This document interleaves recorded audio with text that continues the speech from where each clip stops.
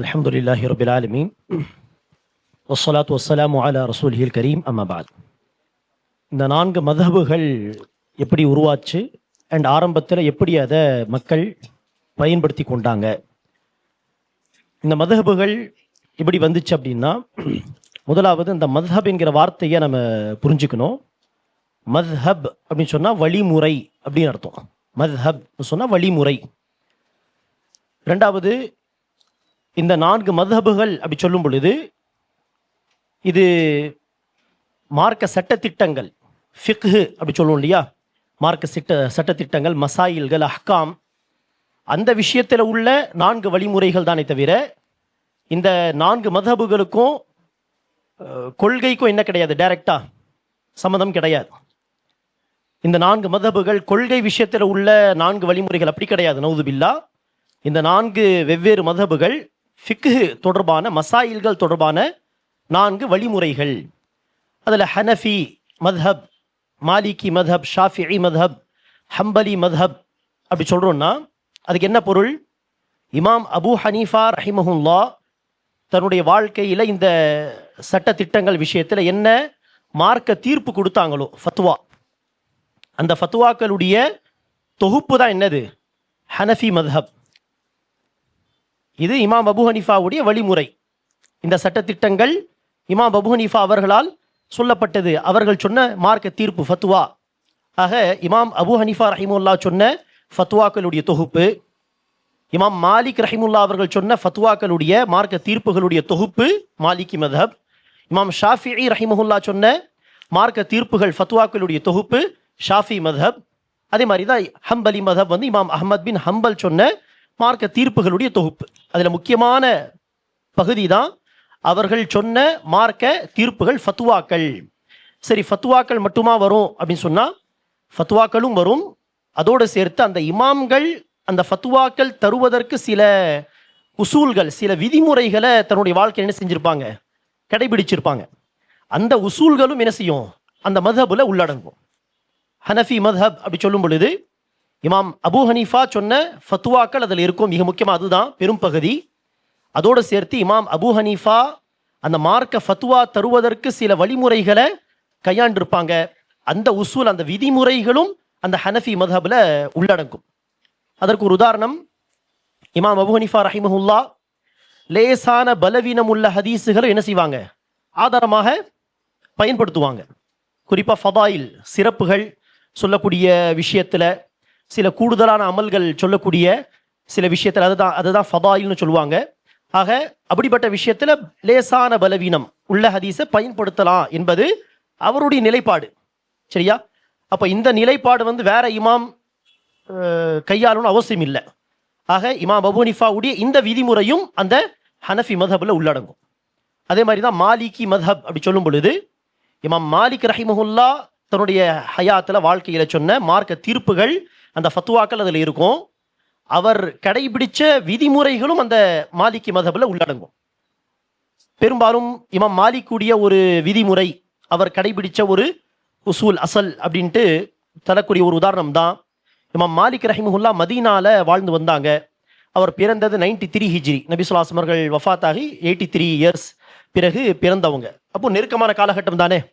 ஆக மதீனால பரவலாக ஒரு விஷயத்த மக்கள் ஃபாலோ பண்ணுறாங்க அப்படின்னா அதையும் இமாம் மாலிக் எப்படி பார்ப்பாங்க, ஒரு ஆதாரமாக பார்ப்பாங்க. ஏன் அப்படின்னா நபி ஸல்லல்லாஹு அலைஹி வஸல்லம் காலத்திலிருந்து தான் இதை மக்கள் செஞ்சுட்டு வராங்க. ஏன்னா மிக தூரமான காலகட்டம் கிடையாது, நெருக்கமான காலகட்டம். ஆக மதீனா மக்கள் எல்லாருமே இது செய்கிறாங்கன்னா இது ரசூலுடைய காலத்திலிருந்து அப்படியே வருது, குலஃபா ராஷிதீனுடைய காலத்திலிருந்து இது தொடர்ந்து வருதுன்ட்டு அமலு அஹ்லில் மதீனா, மதீனாவாசிகளுடைய அமலையும் ஒரு ஆதாரமாக அவங்க கருதுவாங்க. இது அவர் கடைபிடிச்ச ஒரு விதிமுறை. ஆக மத்ஹப் என்பது அந்தந்த இமாம் சொன்ன ஃபத்வாக்களுடைய தொகுப்பும் அவர்கள் கடைபிடிச்ச விதிமுறைகள் உடைய தொகுப்பும் தான் என்னது, அந்த மத்ஹப் எனப்படும். ஆக இது எப்போது தோன்றிச்சு அப்படின்னு சொன்னால், இந்த இமாம்களுடைய மாணவர்கள், இந்த இமாம்கள் இருந்த காலகட்டத்திலோ அல்லது அவங்க போன பிறகோ அந்த இமாம்கள் சொன்ன ஃபத்வாக்கள் எல்லாம் தொகுத்து அதை பாடம் நடத்தும் பொழுது தன்னுடைய மாணவர்களுக்கு அதிகமாக அதை சொல்லி சொல்லி பரப்பிய பிறகுதான் பிற்காலத்தில் அது ஒரு மத்ஹபாக என்னாச்சு, உருவாச்சு. இது மாதிரி 4 மதஹபுகள் மாத்திரம் இல்லை, சுஃபியான் அஸ்-சௌரி என்கிற இமாம் இருந்தாங்க, அவங்களுடைய மதஹப் இருந்துச்சு. ஆனால் காலப்போக்கில் அவங்களுடைய மாணவர்களுடைய மாணவர்கள் என்ன செய்யலை, அதை அடுத்த தலைமுறைக்கு எடுத்து சொல்றது, அதை புத்தகங்களில் பாதுகாக்கிறது எல்லாம் செய்யாத காரணத்தினால காலப்போக்கில் அது இல்லாமல் போயிருச்சு. இமாம் அவுசாயி அவங்களுடைய மதஹப் இருந்துச்சு, சரியா. அதே மாதிரி தாவூத் அல்-ஸாஹிரி என்று அழைக்கப்பட்ட ஒரு இமாம், அவங்களும் அஹ்லுல் ஹதீஸ்ல தான் வருவாங்க. அடிப்படை விஷயத்தில் பார்க்கும் பொழுது அவங்களுடைய மதஹபும் கொஞ்சம் பரவலாக இருந்துச்சு. ஆக மதஹபுகள் என்று சொன்னால் இந்த 4 மதஹபுகள் மாத்திரம் அல்ல, இது மாதிரி பல இமாம்கள் இருந்திருக்கிறாங்க. பல இமாம்களுடைய ஃபத்வாக்களும் பாதுகாக்கப்பட்டு மதஹபாக இருந்துச்சு. ஆனால் இந்த 4 மதஹபுகள் தான் பாதுகாக்கப்பட்டு அதற்கு பல உழைப்புகள் செய்து அதற்காக பல நூற்கள் எழுதப்பட்டு, சரியா, பல உழைப்புகள் அதில் நடந்த காரணத்தினால தான் இந்த 4 மதஹபுகள் உலகத்தில் ஃபேமஸாக இருக்கு. இது ஆரம்ப காலகட்டத்தில் எப்படி மக்கள் பயன்படுத்திக்கிட்டாங்க அப்படின்னா, ஒரு விஷயத்தில் என்ன ஃபத்வாக்கள் இமாம்கள் சொல்லியிருக்கிறாங்க அப்படின்ட்டு பார்த்து அதை ஃபாலோ பண்ணுறதுக்காக. எப்படி உங்களுக்கு ஒரு விஷயம் புரியலன்னா என்ன செய்வீங்க, நீங்கள் பள்ளி இமாம் கிட்ட கேட்பீங்க. அப்போ பள்ளி இமாம் கிட்ட கேட்கறது பெரிய விஷயமா இல்லை, இமாம் அபு ஹனீஃபா சொன்னது என்ன அப்படின்னு பார்க்கறது பெரிய விஷயமான்னு கேட்டால் அவங்க பெரிய இமாம் ஆச்சு இல்லையா. ஆக அதை பார்த்து என்ன செய்வாங்க, அந்த இமாம்கள் சொன்ன ஃபத்வாக்கள் அப்படின்னு பார்த்து அதை ஃபாலோ பண்ணுவாங்க. அதே மாதிரி மார்க்க கல்வி துறையில் உள்ளவங்க அந்த மதஹபுகளை என்ன செய்வாங்க, அதை படித்து பயிற்சி எடுத்துக்கொள்வது.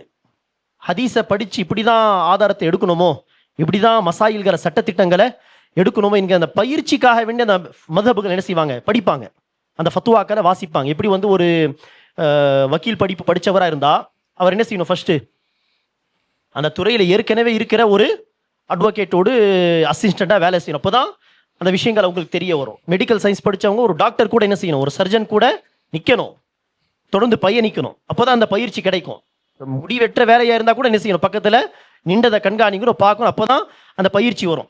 ஸோ அந்த மாதிரி மார்க்க கல்வி துறையில் உள்ளவங்க மாணவர்கள் இந்த மதஹபுகளை படித்து என்ன செய்வாங்க, ஃபத்வாக்கள் எப்படி எடுக்கணும் என்பதை கற்றுக்கொள்வாங்க. இந்த விதத்தில் தான் ஆரம்பத்தில் என்ன செஞ்சாங்க, இந்த மதஹபுகளை பயன்படுத்தி கொண்டாங்க. இதில் இன்னும் பல விஷயங்கள் இருக்கு, நேரம் பற்றாக்குறை. ஜஸாக்குமுல்லாஹ் ஹைரன். அதோட தொடர்ச்சியான ஒரு கேள்வி ஷேக், இமாம்கள் தங்கள் கருத்துக்களை கட்டாயமாக பின்பற்ற வேண்டும் என்று சொல்லியிருக்கிறார்களா? சரி, இந்த இமாம்கள்னு சொன்னால் நம்ம சொன்னோம் இல்லையா, நிறைய இமாம்கள் இருக்கிறாங்க. அதில் ஃபேமஸான பிரபலமான இமாம்கள் யாருடைய மதஹப் உலகத்தில் ரொம்ப பரவிச்சோ அவங்க தான் யார், 4 இமாம்கள். இமாம் அபு ஹனீஃபா 80 ஹிஜ்ரியில் பிறந்தவங்க, சரியா. அடுத்து இமாம் மாலிக் 93 ஹிஜ்ரியில் பிறந்தவங்க. அடுத்ததாக இமாம் ஷாஃபிஇ, இமாம் மாலிக்குடைய மாணவர் இமாம் ஷாஃபிஇ, இவங்க 150 ஹிஜ்ரியில் பிறந்தவங்க. அதற்கு அடுத்ததா இமாம் ஷாஃபியுடைய மாணவர் இமாம் அஹ்மத் பின் ஹம்பல், இவங்க 164 ஹிஜ்ரி நினைக்கிறேன் பிறந்தவங்க. அப்போ இந்த இமாம்கள் தான் ஃபேமஸாக இருக்கிறாங்க. இந்த 4 இமாம்கள் தன்னுடைய மதஹபை ஃபாலோ பண்ணணும், கட்டாயம் அதை பின்பற்றி நடக்கணும்ட்டு சொல்லியிருக்காங்களா? ஏன்னா இன்னைக்கு பரவலாக மக்கள் என்ன சொல்கிறாங்க, இந்த மதஹபை ஃபாலோ பண்ணுற மக்கள் அவங்கள தக்லீது பண்ணுறவங்க, தக்லீதுன்னு சொன்னால் பிளைண்டு ஃபாலோயிங், கண்மூடித்தனமாக ஃபாலோ பண்ணுறது, சரியா தப்பா அதை பற்றி கவலை இல்லாமல் கண்மூடித்தனமாக ஃபாலோ பண்ணுறது தக்லீது. ஆக அந்த தக்லீதுவாதிகள், அந்த மதஹபுவாதிகள் என்ன பரப்புகிறாங்க மக்கள் மத்தியில், 4 மதஹபுகளில் ஏதாவது ஒரு மதஹபை கண்டிப்பாக என்ன செய்யணும், ஃபாலோ பண்ணியே ஆகணும்.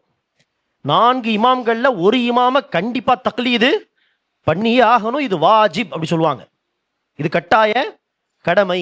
4 இமாம்களில் ஏதாவது ஒரு இமாமுடைய மதஹபை நீங்கள் தேர்ந்தெடுத்து அதை தக்லீத் பண்ணுறது அவசியம் அப்படி சொல்லுவாங்க, சரியா. சரி, இந்த கருத்தை அந்த இமாம்களே சொல்லியிருக்காங்களா? அந்த இமாம்களுடைய மதஹபை ஃபாலோ பண்ணுன்ட்டு அவ்வளோ அழுத்தம் திருத்தமாக சொல்கிறாங்களே, இவங்க சொல்லக்கூடிய இந்த கருத்தை அந்த இமாம்கள் சொல்லியிருக்காங்களான்னு கேட்டால் சொல்லலை. அப்போ அந்த விதத்தில் இது என்னது, முரண்பாடா இல்லையா? ஒரு பக்கம் சொல்கிறாங்க இந்த இமாம்கள் உடைய மதஹபை தக்லீத் பண்ணணும், ஆனால் அவங்க சொல்லக்கூடிய இந்த அடிப்படை வாதத்தை அந்த இமாம்கள் என்ன செய்யலை, சொல்லலை. அப்போ எங்கே அந்த இமாம்களை இவங்க ஃபாலோ பண்ணுறாங்க? அப்போ அந்த 4 இமாம்கள் யாராவது இமாம் அபு ஹனீஃபா, மாலிக், ஷாஃபி அல்லது அஹ்மத் பின் ஹம்பல், என்னுடைய மதஹபை நீங்கள் கண்டிப்பாக பின்பற்றி ஆகணும், அல்லது இன்னாருடைய மதஹபை நீங்கள் தக்லீத் பண்ணி ஆகணும்னு சொன்னாங்களான்னு கேட்டால் இல்லை, சரியா. மாறாக அவங்க என்ன சொல்லியிருக்காங்க அப்படின்னு பார்த்தோன்னா, இமாம் அபு ஹனீஃபா ரஹிமஹுல்லா சொன்னதாக, இமாம் ஷாஃபி அவர்களும் சொன்னதாக வருது, இதா ஸஹல் ஹதீஸு ஃபஹுவ மத்ஹபி, சஹீஹான ஹதீஸ் வந்துவிட்டால் அதுதான் என்னுடைய மத்ஹப், அதுதான் என்னுடைய வழிமுறை. அதே மாதிரி இமாம் அபு ஹனீஃபா ரஹிமஹுல்லா சொன்னதாக நாம் சொன்னோம் உரையிலையும், ஒரு ஹதீஸ் வந்துருச்சுன்னா ஃபஅல் ரஸி வல் ஐன், அதுதான் எதுக்கு மிக முக்கியமானது, முதன்மையானது. ஒரு முறை இமாம் அபு ஹனீஃபாவுடைய மாணவர் அபு யூசுப், இமாம் அபு ஹனீஃபா சொல்ல சட்டங்கள் ஃபத்வா சொல்ல கீழே உட்காந்து என்ன செய்கிறாரு, கடகடன்னு எழுதுறாரு. அதுக்கு இமாம் அபு ஹனீஃபா சொன்னாங்க, இந்த மாதிரி எழுதாதீங்க, நான் இன்னைக்கு ஒரு கருத்து சொல்வேன், நான் சொன்னது தப்புன்ட்டு எனக்கு தெரிஞ்சதுன்னா நாளை என்ன செய்வேன், அந்த கருத்தை மாற்றிடுவேன். நாளை ஒரு கருத்து சொல்வேன், அது தவறுன்ட்டு நாளை மறுநாள் எனக்கு புரிஞ்சதுன்னா அதை நான் சேஞ்ச் பண்ணிடுவேன். எல்லாத்தையும் இந்த மாதிரி எழுதி வச்சிடாதீங்க, கொஞ்சம் வெயிட் பண்ணுங்க. அதே மாதிரி ஒரு அறிவிப்பில் இமாம் அபு ஹனீஃபா சொல்றாங்க, நான் சொன்ன கருத்துக்கான ஆதாரம் என்ன என்று தெரியாத வரை, குறிப்பாக அந்த மாணவர்கள், கல்வித்துறையில் உள்ள அந்த மாணவர்கள், நான் சொன்ன கருத்துக்கு என்ன ஆதாரம் என்று தெரியாதவர் என்ன செய்யக்கூடாது, என்னுடைய கருத்தை பின்பற்றக்கூடாது, அது ஹலால் இல்லை, அது ஆகுமானது இல்லை அப்படின்னு சொல்றாங்க. இன்னொரு அறிவிப்புல இமாம் அபு ஹனீஃபா சொல்றாங்க, நான் சொன்ன ஒரு கருத்து ரசூலுடைய ஹதீஸுக்கு முரண்பட்டால் ஹதீஸை எடுத்துக்கொள்ளுங்கள், என்னுடைய கருத்தை தூக்கி செவுத்தில் அடித்து விடுங்கள். தண்ணி குடிச்சு லாஸ்ட்ல இருந்து அப்படி தூக்கி போட்டுருவோம்ல வேணான்ட்டு, அந்த மாதிரி அந்த கருத்தை தூக்கி போட்டுருங்க அப்படிங்கிறாங்க. இமாம் மாலிக், அடுத்த இமாம் யார், இமாம் மாலிக், அவங்க மஸ்ஜித் நபவிலி தான் உட்கார்ந்து என்ன செய்வாங்க, பாடம் நடத்துவாங்க. அது இமாம் மாலிக் அவர்கள் சொன்னதாக பிரபலமான கூற்று இது. ரசூலுடைய கபரை சுட்டி காண்பித்து சொன்னாங்க, குல்லுன் யுഖது மின் கௌலிஹி வ யுரத் இல்லா சாஹிப் ஹாதல் கபர். யாரா எப்பேற்பட்ட இமாமாக இருந்தாலும் சரி, எப்பேற்பட்ட ஒரு அறிஞராக இருந்தாலும் சரி, தலைவராக இருந்தாலும் சரி, அவருடைய கருத்தை சரியா இருந்தா என்ன செய்யலாம், எடுத்துக்கலாம். தவறா இருந்துச்சுன்னா அதை விட்டுடலாம். எடுத்தே ஆகணும் என்கிற கட்டாயம் மார்க்கத்தில் இல்லை. யாரை தவிர, இந்த ஹபரில் அடக்கம் செய்யப்பட்ட நபிகள் நாயகம் ஸல்லல்லாஹு அலைஹி வஸல்லம் அவர்களை தவிர, அவர்களுடைய ஹதீஸ் அப்படின்னு சையான ஹதீஸ் வந்துருச்சுன்னா அதை கட்டாயம் என்ன செய்யணும், எடுத்தே ஆகணும். இமாம் ஷாஃபி ரஹிமுல்லாவும் சொல்லியிருக்காங்க, இதா ஸஹல் ஹதீஸ் ஃபஹுவ மத்ஹபி, சஹீஹ் ஹதீஸ் தான் என்னுடைய வழிமுறை. ஒரு முறை இமாம் ஷாஃபி ரஹிமுல்லா வந்து ஏதோ ஒரு நபர்கிட்ட பேசுகிறாங்க, ஒரு ஹதீஸை சொல்கிறாங்க. அதுக்கு அந்த நபர் கேட்குறாரு, இந்த ஹதீஸை நீங்கள் எடுக்கிறீங்களா? அதுக்கு இமாம் ஷாஃபி கேட்குறாங்க, நீங்கள் என்னை எப்பாவது ஆலயத்திலிருந்து, சர்ச்சிலேருந்து வெளியில் வர்றதா பார்த்துருக்கீங்களா அப்படின்ட்டு. என்ன அர்த்தம், நான் ஒரு முஸ்லீம்னு சொன்னால் கண்டிப்பாக என்ன செய்யணும், ஹதீஸ்னு வந்துருச்சுன்னா கட்டாயம் எடுத்தே ஆகணும். ஹதீஸ் தான் நமக்கு மேலானது. இப்போ இந்த ஆலயத்திலிருந்து வெளியில் வந்ததா பார்த்துருக்கீங்களா? எனக்கு என்ன பைத்தியம் பிடிச்சிச்சா ரசூலுடைய ஹதீஸ் வந்த பிறகு நான் எடுக்காமல் இருக்க அப்படின்னு இமாம் ஷாஃபி கேட்டதாக வருது. அதே மாதிரி இமாம் அஹ்மத் பின் ஹம்பல் தெளிவாக சொல்றாங்க, சொல்ல போனா இந்த கூற்றை நீங்க நல்லா ஞாபகம் வச்சுக்கோங்க. இமாம் அஹ்மத் பின் ஹம்பல் சொல்றாங்க, லா துகல்லித்னி வலா துகல்லித் மாலிகன் வல ஷாஃபிஈ வல அல்அௌஸாஇ வல ஸௌரி வஹுத் மின் ஹைஸு அகது. நீ என்னை தக்லீத் செய்ய வேண்டாம், இமாம் மாலிக், இமாம் ஷாஃபிஈ, இமாம் அவுஸாஇ, நம்ம சொன்ன வேற இமாம்கள் இருந்தாங்கன்ட்டு, இமாம் அவுஸாஇ, இமாம் சுஃபியான் ஸௌரி என்று எந்த இமாமையும் நீங்கள் கண்மூடித்தனமாக தக்லீது செய்ய வேண்டாம். வஹுத் மின் ஹைஸு அகது, இந்த இமாம்கள் எங்கிருந்து கொள்கையை சட்டத்திட்டங்களை எடுத்தார்களோ அதே குர்ஆன் ஹதீஸ் இருந்து நீங்களும் என்ன செய்யுங்க, மார்க்கத்தை எடுத்துக்கொள்ளுங்க. அப்போ நமக்கு குர்ஆன் ஹதீஸ் தான் மேலானது என்பதுதான் இந்த இமாம்கள் சொன்னாங்க. அந்த அடிப்படை விஷயத்துல கூட இந்த இமாம்களுடைய வழிமுறை என்ன செய்யல, இந்த மதபுவாதிகள் பின்பற்றல அப்படின்னு சொன்னா இவங்க உருப்படியா தக்லீது கூட செய்யலன்னு அர்த்தம். உருப்படியா தக்லீது கூட செய்யாத மக்கள் இவங்க.